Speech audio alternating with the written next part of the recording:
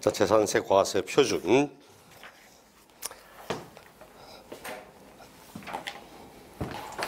과세 표준에 곱하기 세율.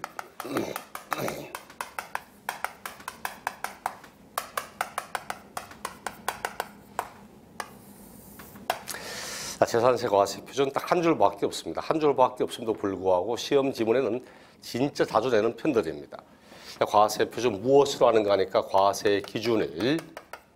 앞에 말씀드렸죠. 어떤 지방세든 지방세 과세 표준 나오면 반드시 앞에는 납세의무 성립 시기가 나온다고.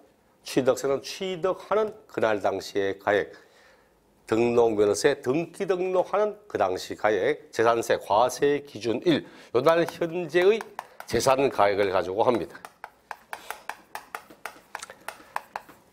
요 내용은 원리임에도 불구하고 그런 내용을 틀리는 건 굉장히 많아. 지금까지 출제되었던 내용도 뭐 1월 1일에 가액으로 한다는 등, 취득 당시 가액으로 한다는 등, 납기일에 가액으로 한다는 등 다 틀린 지문입니다. 반드시 과세 기준일, 요날 현재의 재산 가액을 가지고 합니다.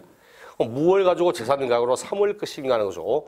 재산 가액은 토지, 건축물, 그리고 주택. 여기는 뭘 가져가는가? 뭘 가져가겠습니까? 뭘 가지고? 그리고 취득세 등록 면허세는 신고 납부하는 세금이기 때문에 납세 의무자가 과세 표준을 정하고 있습니다. 그 원칙은 본인이 신고하는 가액으로 한다. 신고하지 않거나 한다면 어쩔 수 없이 지자체가 정하고 있는 시가 표준으로 한다. 이런 이야기였습니다. 그럼 재산세는 보통징수나 보통징수. 보통징수는 과세 표준을 누가 정합니까? 과세 주체가 과세 표준과 세액을 결정하면 확정되잖아요. 과세 표준을 지자체가 정하고 있습니다. 지자체가 정하는 가액을 뭐라고 불러요? 시가 표준액이라고 부르잖아요. 시가 표준액. 시가 표준액. 6월 1일 현재의 시가 표준액. 근데 요 금액을 그대로 사용하지 않고 부동산의 경기라는 것이 상승할 때도 있고 하락할 때도 있고 하기 때문에 시장의 상황을 판단을 합니다. 여기다가 곱하기 공정시장 가액 비율, 공정시장 가액 비율이라는 것을 곱하여서 구한 이 금액을 가지고 씁니다. 비율이 얼마냐고? 요 비율이 주택은 60%, 그리고 토지 건축물은 70%습니다. 토지와 건축물은 70%. 딱 요거 하나밖에 없어. 요거 하나밖에 없습니다. 개인 소유든 법인 소유든 어떤 방식으로 취득을 했든 부동산에 대해서는 시가 표준액에 공정시장 가액 비율을 곱하여 구한 금액, 요 금액을 과세 표준 삼습니다.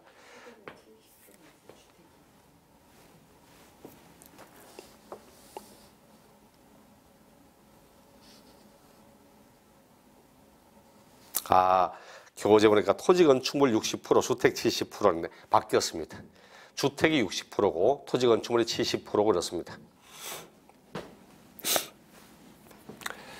자, 이렇게 사용하고 있기 때문에 자, 요 내용은 딱 한 줄밖에 없어. 앞으로 시험에 개인 소유라고 하든 법인 소유라고 하든 어떤 방식으로 취득을 했든 상속을 받아 취득했든 법인으로부터 취득했든 국가로부터 취득했든 무조건 과세 표준은 시가 표준액의 공정시장 가액비를 곱하여 구한 금액 오직 이거 하나밖에 없습니다. 상당히 자주 나오는 내용입니다. 이것만 가지고도 한 문제를 내는 경우도 굉장히 많이 있었습니다. 반드시 꼭 기억할 것. 이 내용은 진짜 중요하니까 반드시 기억합니다. 대신 밑에 선박항공기 신경 안 써도 괜찮습니다. 선박항공기는 그냥 시가 표준액, 시가 표준액, 공정시장 가액비율 없이 시가 표준액을 그냥 사용합니다. 하지만 시험은 부동산을 가지고 출제하지 뭐 선박항공기 당신 알고 있는가 이렇게 나올 확률은 거의 없으니까 이렇게만 보시면 될 거고. 자, 여기다 이제 곱하기 세율합니다. 세율. 앞으로 세율 볼 때도 세율의 1순위는 당연히 주택입니다. 주택. 공부할 때도 제가 순위를 정해줍니다. 얘는 순위가 1순위가 주택입니다. 2순위는 뭐냐니까 토지 가운데 분리토지, 종합합산 토지, 별도합산 토지, 쭉 나오면 분리토지, 얘가 2순위입니다. 분리토지가 2순위고 주택이 1순위고 그 다음 건축물, 건축물에 대한 중과세가 나오거든요. 중과세. 이 중과세가 3순위. 요런 내용. 종합합산 토지, 별도합산 토지, 얘는 세율이 몇 프로인가 나올 확률은 거의 없다고 보시면 됩니다. 얘들은 세율이 얼마인가 이걸 묻지 않고 과세 표준을 어떻게 합산하는지, 세대 합산하는지, 부부 합산하는지, 아니면 전국에 있는 종합토지 합산하는지, 시군구 안에 있는 것만 합산하는지 등등 합산하는 방식을 가지고 문제를 삼지 세율을 문제 삼는 게 아닙니다. 건축물의 세율도 요놈 지금까지 시험에 단 한 번도 출제한 적이 없습니다. 앞으로도 물론 내지 말라는 부분은 없겠지, 그렇죠? 하지만 누가 출제하든 거의 출제한 적이 없다는 의미는 실제 대부분 중시하자는 의미입니다. 그래서 세율 보실 때 주택에 대한 내용은 무조건, 그 다음 분리 토지 이렇게 보시면 될 겁니다. 교재 보니까 토지가 있고 건축물, 뒷장 넘겨 주택부터 봐. 주택 보니까 별장 얼마랍니까? 1000분의 44% 세율. 주택은 별장과 그리고 별장이 아닌 주택, 별장과 별장 외의 주택 이렇게 구분하고 있습니다. 취득세와 달리 무엇이 안 보입니까? 취득세와 달리 고급주택이라는 게 없잖아. 고급주택이라는 게 별장은 1000분의 44%입니다. 사치성 부동산은 다 4%입니다. 별장, 골프장, 고급 오락장, 건축물을 하든 토지를 하든 사치성 부동산은 4%입니다. 여기는 별장이 아닌 주택은 1000분의 1, 0.1에서 1000분의 4, 0.4%까지 4단계 누진 세율을 쓰고 있습니다. 이 세율들은 꼭 알아야 됩니다. 이제 뒤에 가면은 다가구 주택을 어떻게 할 건지, 고급 주택을 어떻게 할 건지 등등 이야기를 하게 될 겁니다. 고급 주택이라는 거 없습니다. 왜? 누진세로 돼 있거든. 누진세로. 그 집이 일반 그냥 평범한 집이라면 0.1%만 쓸 거고 가액이 점점점 커지면 0.4%까지 4배까지도 올라가고 있습니다. 거기에다가 그 집의 가액이 6억을 초과하면 6억을 초과하는 부분은 또다시 종합부동산세로 해서 0.5에서 2%까지 5단계로 종합부동산세에서 또다시 과세합니다. 그렇기 때문에 고급주택은 별도로 고급주택 이렇게 말하지 않아도 그 집이 가액이 비싸고 하면 점점점 누진세로 사용하고 있기 때문에 구태여 취득세처럼 고급주택 이런 말을 사용하지 않아도 충분히 많은 세금을 받을 수 있도록 되어 있습니다. 그러므로 재산세는 고급주택 이런 거 사용하지 않습니다. 요거 아마 작년 시험에도 재산세 문제 나면서 고급주택은 4% 틀리는 것으로 정답. 재산세는 고급주택이라는 걸 사용하지 않습니다. 일단 별장과 별장이 아닌 주택 이렇게 사용하고 있고 분리토지도 저율의 분리, 고율의 분리, 고율 분리, 세율 몇 프로? 골프장, 고급 오락장 몇 프로? 제가 방금 앞에 뭐라 했습니까? 사치성 재산은 건축물이든 토지든 다 4% 한다고. 4%. 여기도 건축물에도 골프장 건축물, 고급 오락장 건축물 나오면 4%입니다. 4%. 이건 크게 신경 쓸 게 없어. 머릿속에 고급주택 이런 빼고 항상 사치성 부동산 나오면 4%다 알면 되니까 대신 저율의 분리, 농지, 목장, 임야, 그리고 공장 이렇게 두 가지를 나누어서 세율을 달리하고 있습니다. 왜? 똑같은 생산 관련 토지라 해도 자연 환경의 보존이라는 측면도 생각을 해야 되거든. 농지나 임야나 이런 내용들은 자연적 내용을 그대로 이용해서 생산이 이루어지고 있지만 공장 등은 필수적으로 자연 환경을 훼손할 수밖에 없기 때문에 세율 적용을 달리하고 있습니다. 농지, 목장, 임야 얼마 돼 있죠? 1000분의 0.7, 0.07%. 007이네요. 제임스 본드가 씁니다. 007. 공장 등은 1000분의 2, 0.2% 세율. 이렇게 사용하고 있습니다. 여기는 주택, 분리토지 요 세율은 반드시 필히 기필코 무조건 기억을 해야 됩니다. 종합토지, 별도토지 이런 내용들은 세율이 몇 프로인가 신경 안 써도 괜찮습니다. 대신 건축물 보니까 앞에 교재 뭐 첨불의 2.5, 0.25%, 건축물은 세 가지로 나누어서 0.25% 일반적인 거, 뭐 시지역의 주거지역 안에는 공장 정확히 딱 2배, 0.5%, 그리고 사치성 건축물 4%도 있지만 크게 신경 안 써도 괜찮습니다. 반드시 알아야 할 것은 주택과 분리토지고 혹시나 해서 일반적 건축물 0.25% 이런 정도는 참고적으로 보고 대신 요 일반 건축물의 5배 중과세, 5배 중과세, 과밀억제 관련한 공장 신정설,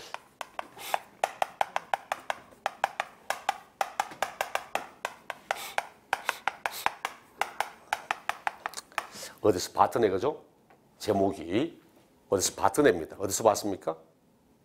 취득세 할 때 취득세 사치성 재산, 과밀억제 권역안의 공장신정설, 대도시 안의 공장신정설 때 과밀억제 공장신정설입니다. 취득세는 표준세율의 플러스 4% 이렇게 사용했지만 과밀억제 공장신정설, 재산세는 5배 중과세합니다. 5배 중과세. 근데 당해 연도만 5배 하는가? 그렇지 않고 5년 동안 중과세합니다. 5년간 중과세, 5년간 5배 중과세 이렇게 사용을 하고 있습니다.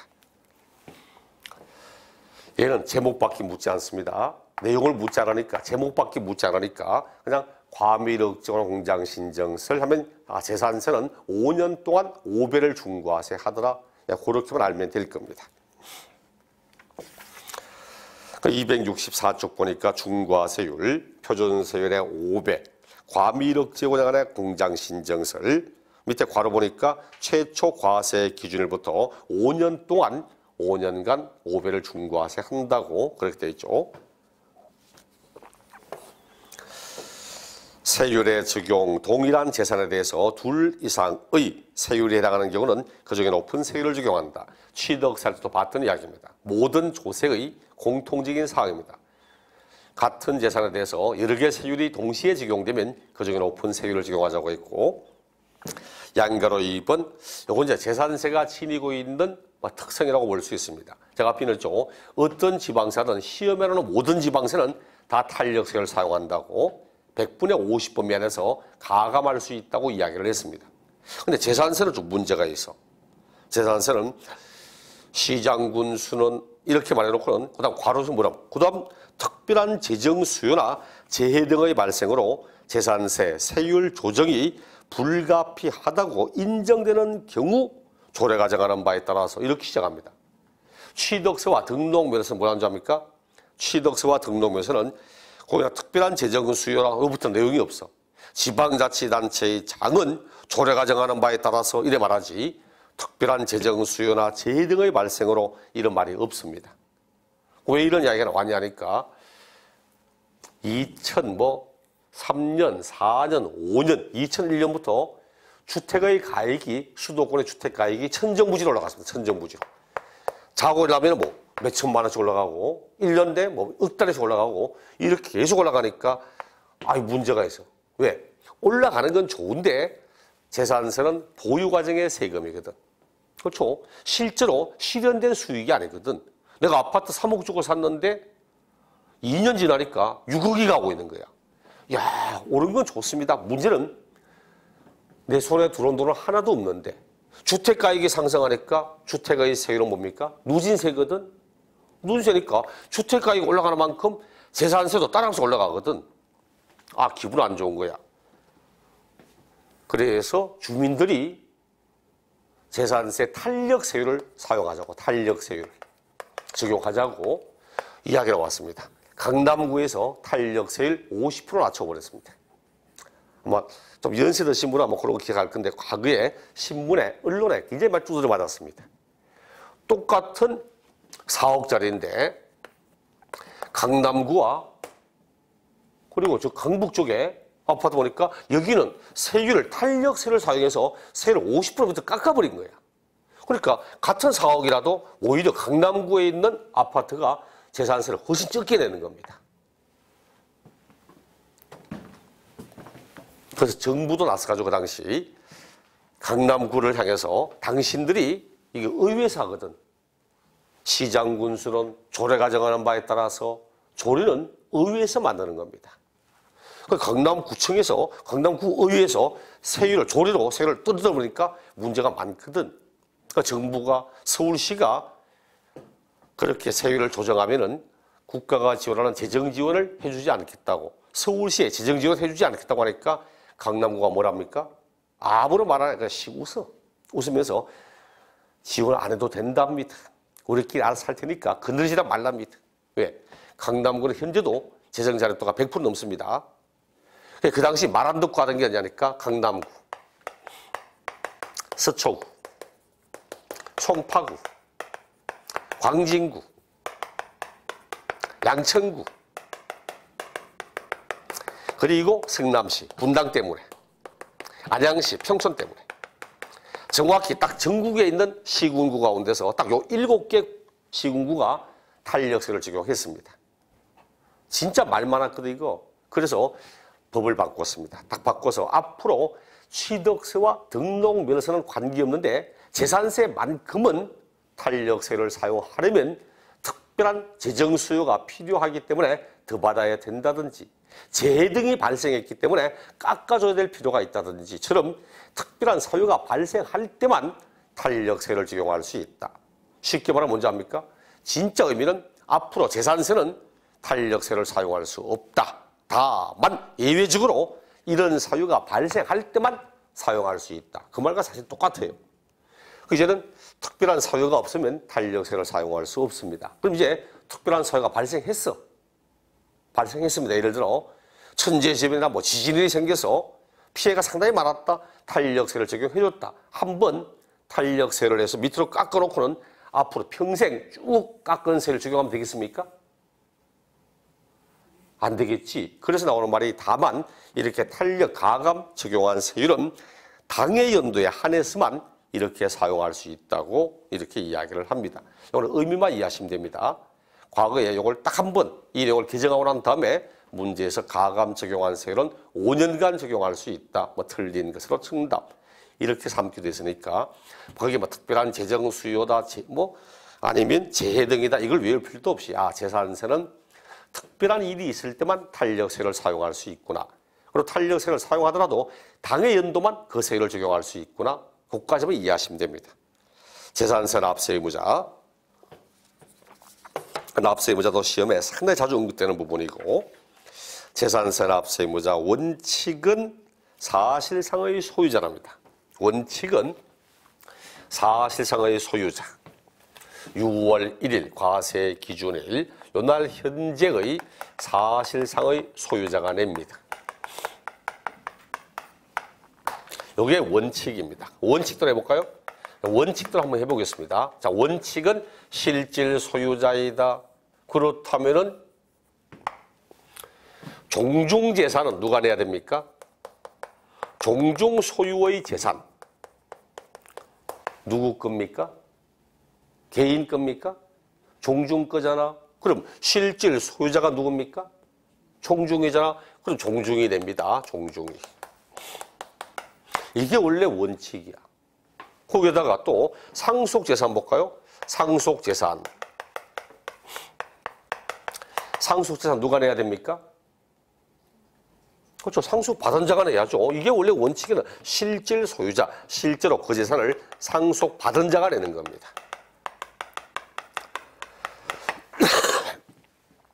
공유재산 누구 겁니까? 공동소유입니다. 공동소유. 그럼 실질 소유자가 누굽니까?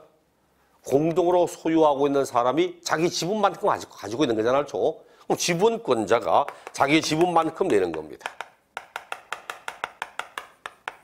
매매 등으로 권리가 변동됐습니다. 매매 등의 사유로 권리가 변동되었다. 누가 내야 됩니까? 누가 냅니까? 매수자가 냅니까? 매도자가 냅니까? 그건 알 수가 없습니다. 왜? 6월 1일의 소유자가 누구냐 따라 틀린 거지. 그럼 내가 잔금을 5월 31일 날 잔금이 지급되었다. 이날 권리가 변동되었다. 그럼 6월 1일의 소유자는 새로 취득한 매수자지. 6월 2일 날 권리가 변동되었다. 6월 1일은 여전히 전 소유자 매도자가 내는 겁니다. 그러므로 매매등으로 권리가 변동되었다. 그냥 사실상의 소유자가 내면 됩니다. 신탁재산이다. 신탁재산. 신탁은 진짜 준 겁니까? 신탁이 진짜 준 겁니까?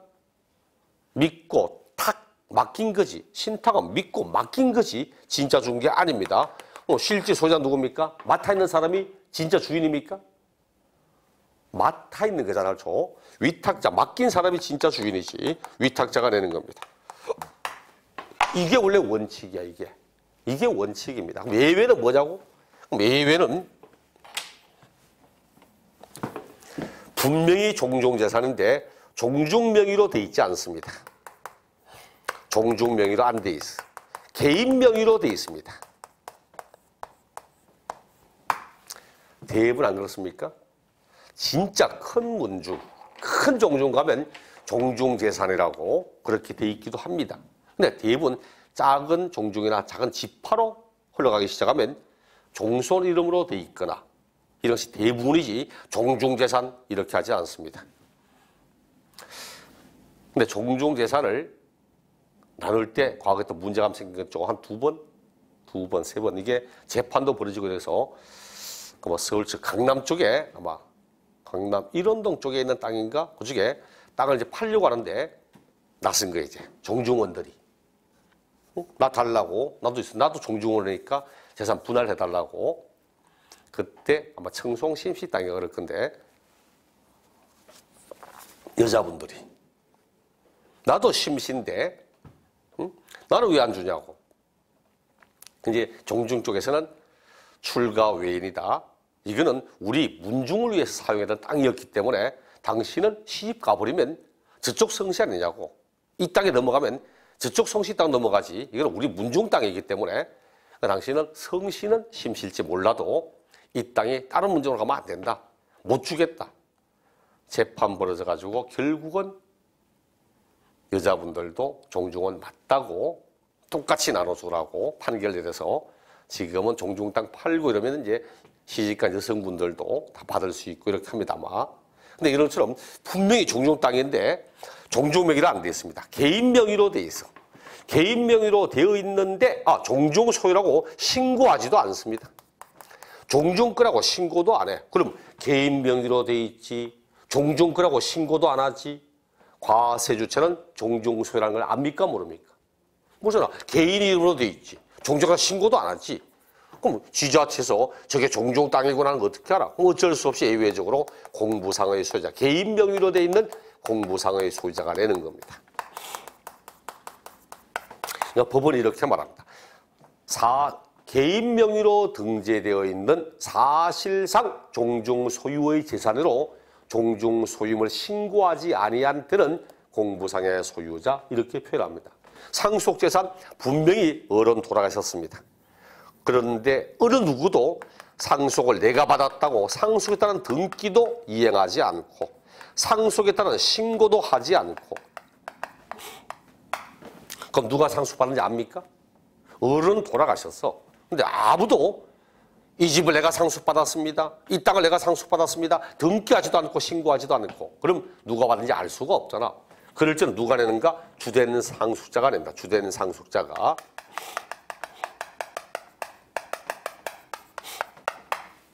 주된 상속자가 누구냐니까 민법상 상속 지분이 가장 큰 사람입니다. 민법상 상속 지분 누가 제일 큽니까? 민법상의 상속 지분 누가 제일 크죠? 네, 배우자가 상속 지분 제일 큽니다. 만약 배우자 없이 자녀들만 있다? 누가 제일 크죠? 네? 배우자 없이 자녀들만 있다? 그러니까 누가 상속 지분이 제일 크냐고. 아, 그렇죠. 자녀들은 상속집은 동일하죠. 딸이든 아들이든 장남이든 차남 상관없이. 그래서 제가 볼 때는 상당히 좀 불합리하다는 생각이 들어. 제가 장남이다 보니까. 그래서 그러나도 상속은 똑같이, 재산은 다 상속은 똑같이 받습니다. 받았는데 나중에 봐요. 재산을 누가 지냅니까? 근데 대부분, 그것도 대부분 큰아들이 지냅니다. 명절 되면 다 큰아들 집에 오고 가지. 실제로 지금은 옛날에는 장남이 권리도 있지만 의무도 있지만 권리도 참 많았어. 근데 지금은 장남은 의무만 있고 권리는 별로 없는 것 같아. 권리는 동등한데 의무만 자꾸 주어집니다. 제 집도 누나들이 니는 장남이 되니까 뭐 하냐고 하는 말이, 니는 장남이 도대체 뭐 하냐고. 아, 그럼 나한테 뭐라도 더 해주겠냐고, 그러면 니는 장남이 이런 말만 합니다. 무무하시다가 아버지 어머니 하면은 누나들 제한테 전화 옵니다. 응? 근데 뭐 하냐고 도대체, 뭐 하느냐고. 왜? 그러니까, 아니, 아버지가 왜 저러시냐고. 환장을 다 떨어져 사는데. 저도 부모님 모시고 살고 있는 게 아닌데, 아버님 편지 하나 하셔가지고, 저도 몰랐는데 병원 가셔가지고 입원하신 모양이야. 그 어머니 전화 옵니다. 응? 입원하셨다고. 쪼서 들어가니까, 그다음부터 누나가 저한테 막한다. 아버지 이럴 때까지 너 뭐 했냐고. 아이고, 환장하게 되죠. 어쨌든, 뭐, 책임감이 느끼고 있지만, 이게 민법상 상수지분이 가장 높은 자입니다. 대신 상수지분이 동일하면은 그때 연장자 순으로 합니다. 연장자가. 그게 이제 주된 상수자입니다. 공유재산은 이제 예외가 없고, 이것도 물론 예외 따지려면 분명히 공동 소유인데, 만약 공유라고 등기하지도 않고, 공유라고 신고하지도 않고, 한 사람 이름으로만 딱 사는 경우도 있잖아. 그런 경우 있죠? 저 같은 경우도 실제 그렇습니다. 제 친구들하고 같이 돈을 모아서, 친구들하고 같이 4명이서 돈을 모아서 임야 샀습니다. 임야. 임야 샀는데, 임야라는 게 뭐냐니까. 임야는 그 지역에 살고 있는 사람들이 임야를 살 수 있지. 그게 아니면 이게 비사업용 토지로 조세에 대한 걸림돌이 상당히 많습니다. 그것처럼 되다 보니까 분명히 4명이 샀는데 그 지역에 살고 있는 친구, 걔 이름으로만 딱 등기하고 우리가 가등기에 뒀습니다. 그럼 등기부상으로 소유권자는 한 명밖에 없어. 그럼 공유임에도 불구하고 공유라고 등기하지도 않고 공유라고 신고하지도 않으면 어쩔 수 없이 등기부상, 공부상의 소유자가 된다. 이거 원래 예외거든. 근데 이런 예외는 교재는 법에는 없습니다. 그럼 이것도 매매 등으로 분명히 권리가 변동돼서, 그런데 권리가 바뀌었음에도 불구하고 이런 사실을 등기하지도 않고 신고하지도 않고 그냥 여전히 전 소유자 이름으로 그냥 등기부상에 가만히 있는 거야. 그럼 과세주체는 권리가 변동됐다는 걸 알 수가 없잖아요. 그럼 어쩔 수 없이 등기부상의 공부상의 소유자 이 사람이 됩니다. 위탁자, 원래는 위탁자가 내야 되는데 신탁재산, 등기부상에 수탁자이라고 이럴 때 등기되어 있거든. 이는 과세의 편의성을 위해서 수탁자에게 받습니다. 요 놈이 2014년도인가 그때 개정됐습니다. 원래 계속 위탁자였거든. 시험에 수탁자라고 적어서 틀린 것을 정답 엄청 많이 삼았는데 이게 개정됐거든. 딱 개정되고 그 연도에 또 위탁자 적어서 틀린 것으로 정답 삼았습니다. 이제는 수탁자입니다. 이봐요. 얼마나 편해. 아, 이게 원래 원칙은 누가 내어야 하는구나, 종중이 내는구나, 상속받은 사람이 내는구나, 실질 권리자가 내는구나, 원래 소유자가 내는구나. 그런데 예외적으로 그런 사실을 알 수 없다면 어떻게 할까? 이런 식들의 내용이다 보니까 납세의무자는 내용은 많아도 실제 이해하고 시험을 치긴 상당히 편하고 쉬운 부분입니다. 이런 것들. 요거 말고도 이제 몇 가지가 더 나오죠. 우리 교재도 뭐 공부상의 소유자, 매매 등의 사유로 소유권의 변동이 있었지만 신고하지 아니하여 실질 소유자 알 수 없다.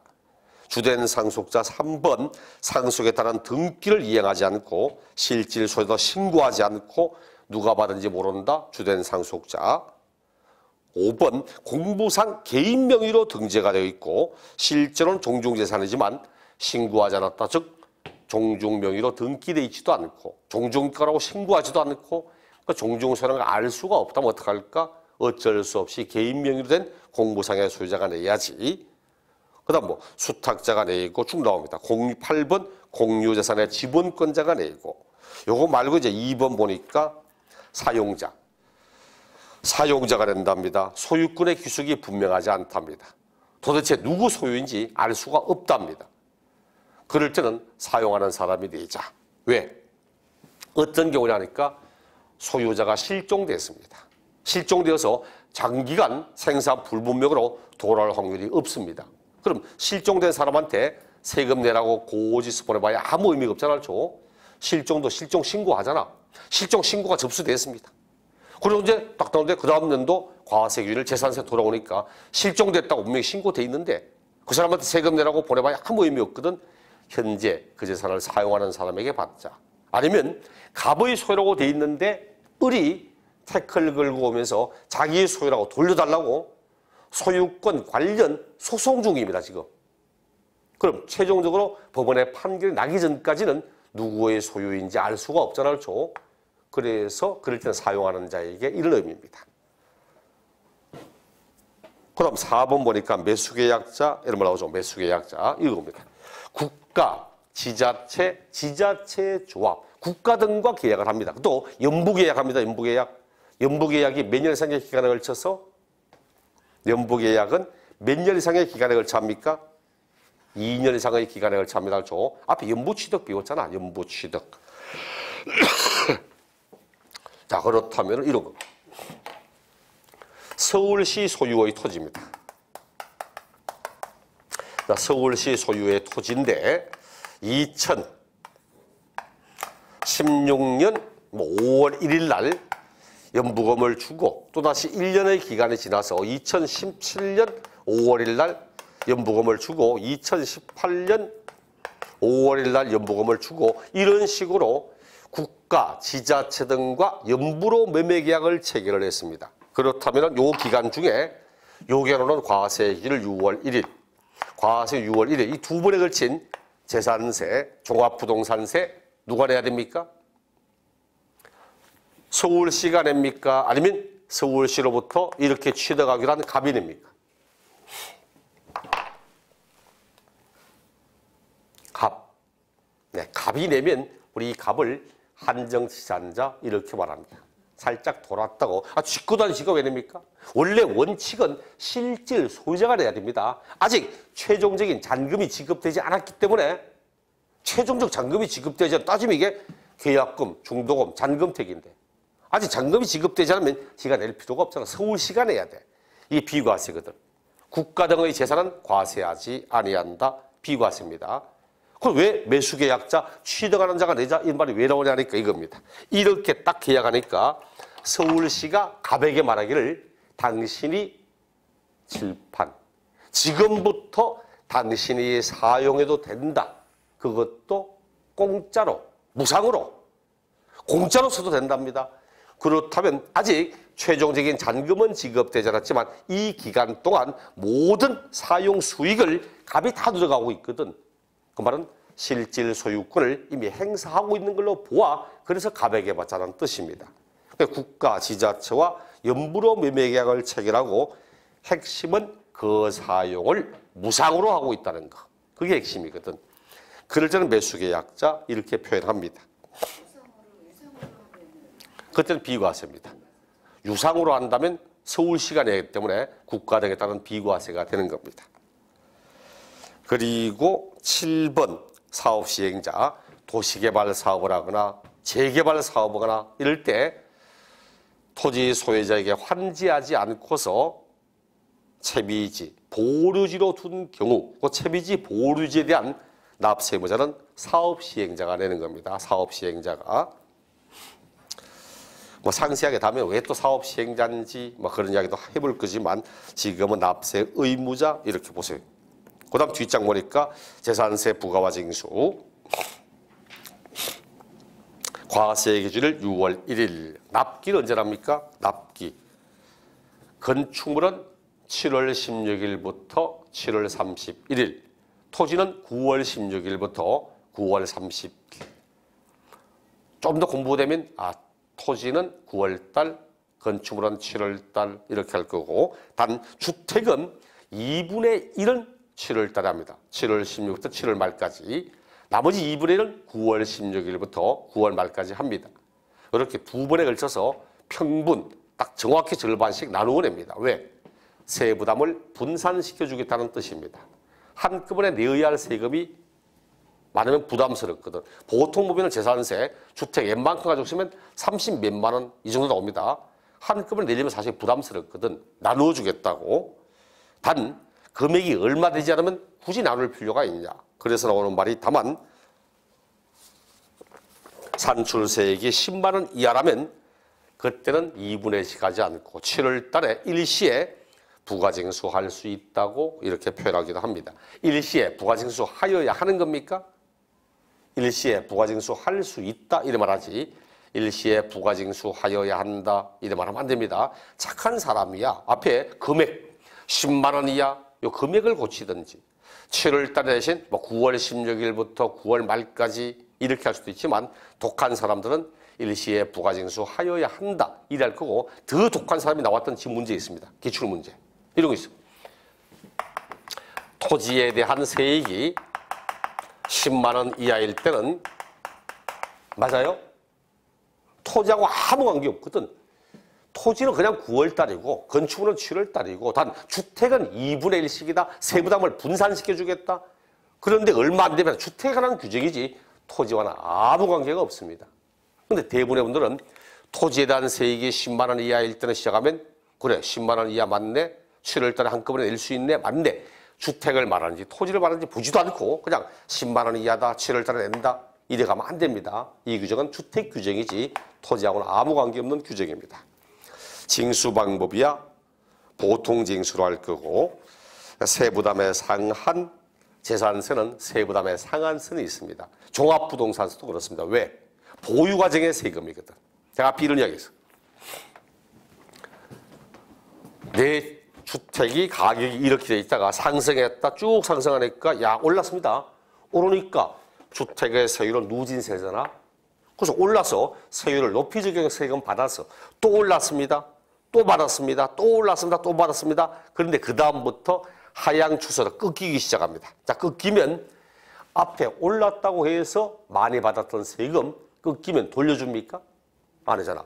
재산세, 종합부동산세는 실제로 실현된 수익이 아니거든. 그냥 가지고 있는 동안에 가격 상승 이런 거지. 주식하고 똑같습니다. 팔아야만 내 수익이 되지. 가지고 있다. 저도 가끔도 주식 가끔 합니다. 하면은 올랐다고, 어이, 갑자기 수요일 날부터 상한가 쳐. 목요일도, 금요일도 3일 연장 상한가 치니까, 와, 돈 됩니다, 이거. 그 금요일 오후에 친구들 전화해서, 야, 한잔 하자고. 왜? 야, 나 1,000만 원 샀는데 요즘 상한가 치면 30%거든. 그럼 가보니까 3일도 올랐네. 1,000만 원, 2천만 원 된 거야. 기분 좋잖아, 죠. 친구들 불러서 토요일, 일요일 진탕 샀습니다. 샀더니만 월요일부터 꺼지기 시작하면서 제대로 돌아가 버렸습니다. 그럼 나한테 술 얻어먹었던 놈들 다시 개원합니까?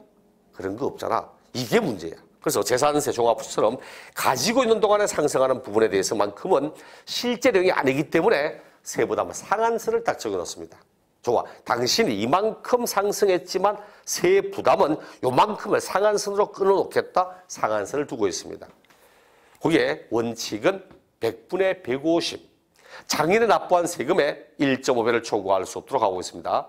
장인에 낸 세금의 1.5배를 초과할 수 없다. 단 예외적으로 주택에 대해서만큼 틀려. 주택에 대해서만큼은 주택의 공시가격, 기준시가 3억 이하면 100분의 105. 작년보다 5% 초과해서 받을 수 없다. 3억 원 초과하는데 6억 이하다. 100분의 110. 장인에 낸 세금보다 10%를 더 초과할 수 없다. 그리고 6억도 초과된다. 100분의 130. 작년 납부한 세금의 30%를 초과할 수 없다. 세부담 상한도 굉장히 아닌데 가끔 시험 지문에 언급되는 부분입니다. 실무상에서 여러분이 반드시 재산세 고지서 나오면 얼마인가 보시고 집에 고지서 작년 거 모아놓은 거 없으면 구청에 전화 한 통만 때려보세요. 딱 때려서 내가 주소가 어디고 이름이 뭔데 그럼 작년에 우리 집 세금 얼마 냈는지 물어보세요. 그래야만 작년 납부한 세금의 일정 비율을 초과할 수 없도록 되어 있기 때문에 혹시 잘못된 거 아닌가 확인해 봐야 됩니다. 지금 몇 년 전에도 나왔지만 현재 대한민국에서 세금이 부과되는데 그 부과된 세금이 잘못 부과될 확률이 거의 60, 70%랍니다. 그래서 우리가 이거 잘못된 거 아니냐 이제 세봉하세요. 이게 잘못 부과된 거 아니냐고 딱 그랬을 때 이의제기했을 때 잘못했다고 하는 게 80%입니다. 근데 대부분은 몰라. 진짜 제가 상업용 건축물의 부속 토지 별도합산 토지입니다. 별도합산 토지. 나대지. 그냥 나대지는 종합입니다. 그런데 제가 다니던 학원에 원장님이 요 건물 가운데 한 층이 자기 소유로 학원하고 있는데 한 번은 재산세 고지서 들고 와서 제가 봐달랍니다. 또 보니까 분명히 상업용 건축물의 부속 토지 별도합산인데 영성세 종합 종합. 종합이라고 돼 있더라고. 아, 잘못됐네 이거. 종합돼 있네요. 이거 별도합산인데 잘못 부과돼서 종합이 세부담이 훨씬 많거든. 세율도 높고 잘못 부과됐습니다. 세금 차이 많을 겁니다. 가셔가지고 잘못된 거 아니냐고 확인해달라고 하세요. 딱 가더만 잘못된 건 맞다고. 문제는 원래만 잘못됐겠습니까? 작년도, 저작년도 계속 잘못 나온 거야. 근데 문제는 소급해서 5년밖에 못 합니다. 5년. 이게 앞이잖아. 조세채권 소멸 시효가 5년이거든. 그리고 5년 동안은 소급해서 잘못 부과된 거 돌려받을 수 있습니다. 문제는 그거 앞에 거는 못 받잖아. 이분이 저한테 안 물어봤으면 앞으로 계속 나대지로 나왔을까 말이야. 이렇게 나온 게 얼마나 많이 있다고. 모르면 탕합니다. 모르면 탕해. 여기 나대지 있을 때 세금 부과되고 건물 지었음에도 불구하고 여전히 그냥 원래 하던 대로 나온 거야. 문제는 이 양반만 그랬겠습니까? 아래 위는 다 당한 거야, 다. 이 사람이 밑에 가서 위에 가서 건물주한테 다 이야기했답니다. 그래서 구청가보니까 그게 다 잘못 나왔어. 당연히 참 문제 많다는 이야기입니다. 그런 것처럼 본인이 모르면 당하는 겁니다. 사기에 치려고 하는 게 아니지만 결과적으로는 해당 지자체의 재정만 튼튼하게 만들어주고 나는 계속 억울하게 당하고 있는 거야. 그런데 일반인들은 앞에 적혀 있습니다. 토지 여행할 때 별도, 분리, 종합돼 있거든. 일반 그게 무슨 말인가를 몰라요. 실제로 그게 무슨 말인가 모릅니다. 별도 되면 이게 무슨 말인가 몰라. 대부분의 분들은 고지서 받으면 얼마 내는지, 언제까지 내는지, 더럽게 많이 나왔네 이거밖에 안 합니다. 혹시 잘못된 거 아닌가, 세율이 잘못된 거 아닌가, 계산이 잘못된 거 아닌가, 계산기에 두드려 봐야 되는데 그렇게 못 하니까 그렇습니다. 시험 치기 위해서 아니라고 우리가 이런 이야기를 당하지 않기 위해서라도 무엇인지 이게 무슨 말인지 이걸 좀 알고 내용을 볼 필요 있다는 의미입니다. 여기 이제 세부담의 상을 나오고 있고 가산금 최초의 가산금은 3%입니다. 처음 고지서 나왔는데 그 기간 안에 내지 않으면 3% 냅니다. 그리고 그렇게 3%를 더 가산하여 체납 고지서 나왔다. 체납 고지서 나왔음에도 불구하고 내지 않으면 그때는 중가산금 들어갑니다. 중가산금은 매월 1.2% 냅니다. 매월 1.2%씩. 상세한 내용은 다음에 1월 달부터 실제 내용을 할 거고 소액 징수 면제 앞에 있죠. 세액 2,000원 미만 징수하지 않는다. 그리고 부가세와 병기할 수 있는 조세. 부가세는 어떤 지방세든 지방세대는 지방교육세는 무조건 나온다고 했고 20% 그리고 병기 나란히 함께 기재할 수 있다. 재산세 고지서 보시면 재산세 얼마 그 밑에 지역자원시설세 얼마 나올 겁니다. 재산세 납기와 지역자원시설세 납기가 같을 때는 고지서의 일을 나란히 적어 할 수 있다고 현재 납기가 같기 때문에 같이 나오고 있습니다. 그럼 물납 재산세 세금이 1,000만 원 넘어가면 해당 지자체 안에 있는 부동산으로 물납 신청할 수도 있고 뒷장 분납 세금 500만 원 넘어가면 나누어 내겠다고 신청하여서 납부기한 지난 후 45일 안에 나누어 낼 수도 있습니다. 그럼 다음에 가면 이제 물납은 크게 문제 안 되는데 물납은 언제까지 신청하는가 등등 할 거고 분납은 이랍니다. 그럼 이 금액이 나왔다. 얼마까지 분납할 수 있는가? 금액을 계산해보는 지문도 나오기도 합니다. 이건 뒤에 가서 이제 분답, 세세한 내용을 볼 거고, 일단 물납과 분답. 분답은 500 넘어가면 분납 신청할 수 있다. 물납은 1천만 원 초과하면 물납을 신청할 수 있습니다. 비과세, 재산세 비과세는 단서가 핵심입니다. 단서가. 그 동그라미 1번에 요건 앞에 였던 국가 등에 따른 비과세, 단 외국 정부는 상호주의 쓴다고 있고, 동그라미 2번 별표, 국가 등이 1년 이상을 공용이나 공공용으로 사용하는 재산은 재산세 부과하지 않습니다. 국가 등이 1년 이상을 공용으로 쓰고 있다, 공공용으로 쓰고 있다, 과세하지 않습니다. 다만 유상으로 사용하면 과세합니다. 요거 냅니다. 요거 하면 요걸 가지고 정답 삼은 것 두세 번 됩니다. 국가, 지자체 등이 1년 이상을 공용이나 공공용으로 사용하는 재산은 유상, 무상 관계없이 과세하지 아니한다. 틀려서 정답. 또 몇 해 전에도 국가 등이 1년 이상을 유상 사용하는 재산 과세하지 않겠다. 또다시 틀린 걸로 정답. 하니까 반드시 단서 보시면 됩니다. 용도 구분에 따른 비과세. 거기는 동그라미 2번. 군사시설 보호구역 중 통제보호구역 안에 있는 토지, 통제보호구역 내 토지는 과세하지 않습니다.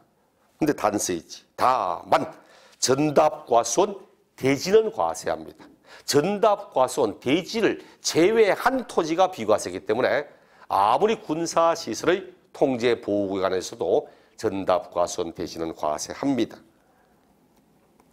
나머지 비과세는 크게 신경 쓸 게 없습니다. 역시 재산세 비과세를 가지고 한 문제를 낼 일은 없거든. 그렇다면 지문 안에 다음 재산세 설명으로 바르지 않은 것 등등 할 때 지문 안에 어쩌다가 한두 개 나옵니다. 그러므로 핵심은 단서.